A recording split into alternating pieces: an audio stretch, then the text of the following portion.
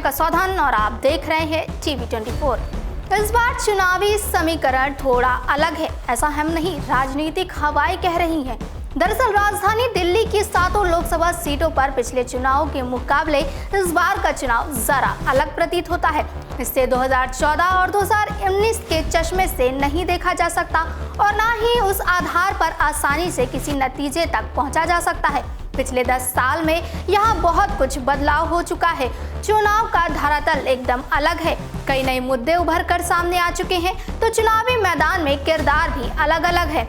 हालात को देखते हुए बीजेपी केंद्रीय नेतृत्व को अपने 6 प्रत्याशियों को बदलना पड़ा, तो कांग्रेस और आम आदमी पार्टी ने हाथ मिला लिया। गौर करने वाली बात तो ये है कि पिछले 2 लोकसभा चुनाव में यहाँ बीजेपी के सामने केवल एक ही के फैक्टर था और वो के है केजरीवाल, लेकिन इस बार बीजेपी के सामने दूसरा के फैक्टर यानी कन्हैया कुमार भी है। खास बात यह है कि दोनों नेता ग्रास रूट पॉलिटिक्स में माहिर हो चुके हैं। जी हाँ, केजरीवाल और कन्हैया दोनों की खास बात यह है कि उनमें से कोई भी परंपरागत राजनीतिक नहीं करते। ना तो अरविंद केजरीवाल सपा, बसपा या आरजेडी की शैली की पॉलिटिक्स करते हैं और ना ही कन्हैया कुमार कांग्रेस में होने के बावजूद अपनी पार्टी की चिर परिचित राजनीतिक शैली को अपनाते हैं। संयोगवश इस चुनाव में दिल्ली के दोनों दलों का गठबंधन है, ऐसे में दोनों के वोट बैंक के बंटवारे की आशंका कम हो जाती है। अक्सर एकजुटता का लाभ मिलता है। अगर ऐसा कुछ हुआ तो दिल्ली में गठबंधन को फायदा हो सकता है।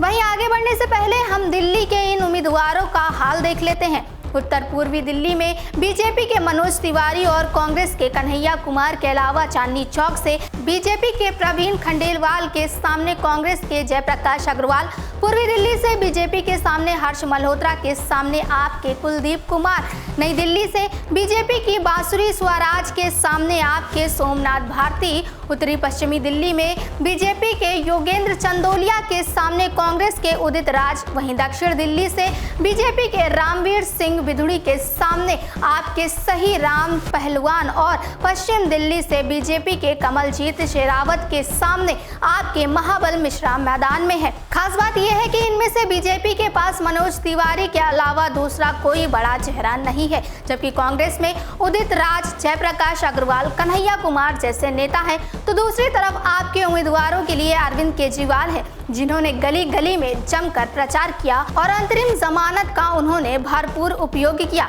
हालांकि बीजेपी नेता पहले से यही कहते रहे हैं कि उनके चेहरे सिर्फ प्रधानमंत्री नरेंद्र मोदी है, जनता उनके नाम और चेहरे पर बीजेपी को वोट करती है। अब अहम सवाल ये हो जाता है कि अरविंद केजरीवाल ने अंतरिम जमानत पर जेल से बाहर आकर जिस तरह से दिल्ली की राजनीतिक फिजा बदल दी है और रोजाना नए नए नैरेटिव से उन्होंने बीजेपी पर पलटवार करने की कोशिश की, वो वोट में कितना तब्दील हो सकेगा।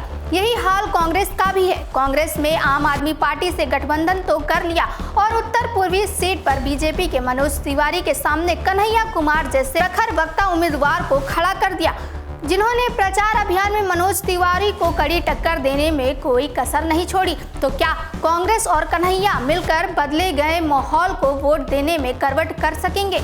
वहीं दिल्ली में पिछले 10 साल के दौरान बीजेपी के सामने राजनीतिक तौर पर जो अनेक चुनौतियां उभरी हैं, उसके केंद्र में आम आदमी पार्टी है। वहीं पिछले 2-3 साल के भीतर आम आदमी पार्टी के सामने भी बीजेपी ने कभी शराब घोटाला तो कभी दिल्ली जल बोर्ड और अब एन चुनाव से पहले स्वाति मालीवाल मामले में नया तनाव पैदा करने की कोशिश की है।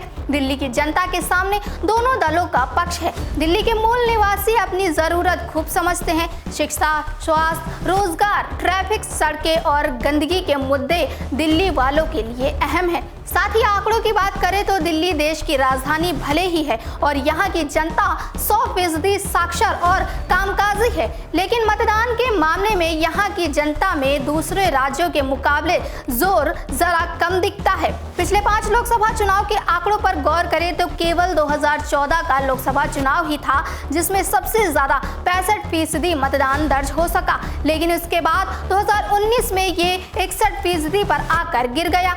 2004 में 50% तो 1999 में महज 46% ही मतदान दर्ज किया गया था।